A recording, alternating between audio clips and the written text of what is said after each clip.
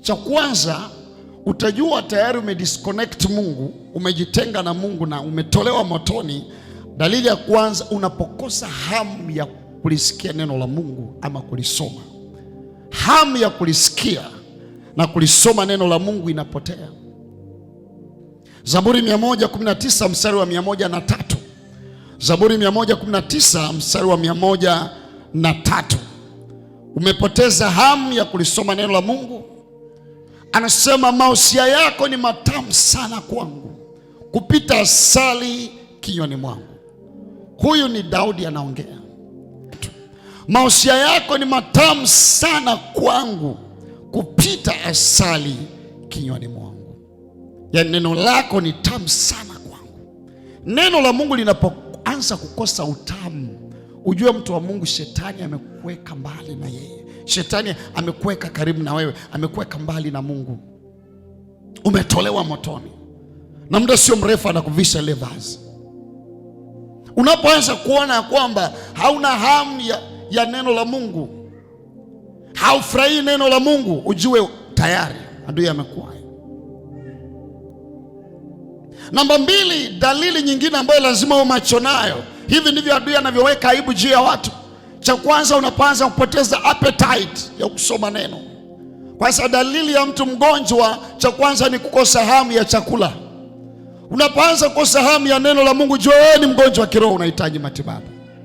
Cha pili, wakati maombi yanaanza kuwa mzigo, hauna furaha kuomba. Ulikuwa unachangamkia maombi, lakini tena hauombi, hauna nguvu ya kuomba. Jua kitu kimoja, adui amekuvamia, anataka kuweka kitu juu yako kitakachomzuia Mungu kukutumia. Unaona maombi yanakuwa mzigo. Hata ukisimama kuomba, mawazo yako yanatangatanga huku na huku. Endelea na namba 2 kuhusiana na maombi. Wakati mwingine unaona unaposimama kuomba unapiga miayo. Yaani uwepo wa Mungu unaposhuka, wewe unapiga miayo tu. Miayo, jua adui amekuvamia. Wakati mwingine, wakati unaweza kuomba tu, umepiga magoti, moja kwa moja unaanza kulala usingizi. Kipindi cha maombi, wakati unaangalia movie hamna usingizi, lakini unapoanza kuomba adui anakuvamia, unaanza kulala. Namba 3, dalili ya 3, unaanza kuogopa kufunga.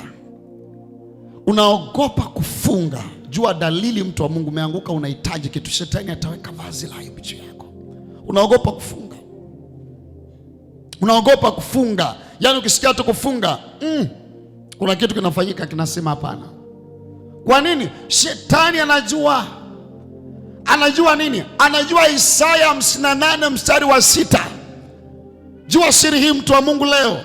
Shetani anaijua Isaya 58 mstari wa 6. Je, saumu iliyoichagua sio namna hii? Kufungua vifungo vya uovu, kulekeza kamba za nira, na kuacha huru walioonewa, kwamba mvunje kila nira. Shetani anajua ukifunga vifungo vya uovu vinakatika.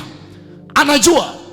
Na kwa sababu hiyo atakusukuma, wakisema kufunga anasema hiyo ina wenyewe, ili aendelee kukuweka kwenye vifungo. Korababosatalamana. Kwa nini? Kufunga kunalekeza kamba za nira. Kuna vifungo ambavyo shetani hawezi kukufunga ukikaa mahali pa kufunga. Tunamfunga tunapofunga. Hebu nikwambie, shetani akikufanya uogope kufunga, amekufanya mateka. Utaharibu maisha yako duniani na utatupwa jalalani siku ya mwisho, kama mtu ambaye hakuwa maana na wa muhimu. Nisikilize mtu wa Mungu, kwa mara ya kwanza, kama unasikia hili neno, tunapokula vyakula tunafanya ibada. Do you know that? Unajua hilo? Kwamba unapokula unafanya ibada. Ndio sababu Paulo aliandikia Wafilipi sura ya 3, ukisoma sura ya 3 mstari wa 19, Wafilipi sura ya 3 mstari wa 19, kujua chakula sio tu kitu cha kawaida. Tunapokula wakati mwingine tunafanya ibada. Anasema mwisho wao ni uharibifu, Mungu wao ni tumbo tumbo, utukufu wao ni katika fedheha yao, waniao mambo ya dunia. Mungu wao ni tumbo, utukufu wao katika fedheha yao. Mungu wao ni tumbo. Kuna ibada zilizokuwa zinafanywa kwa vyakula. So wakati mwingine ukiona wewe unachukia kufunga, ujue unaabudu sanamu inaitwa tumbo lako.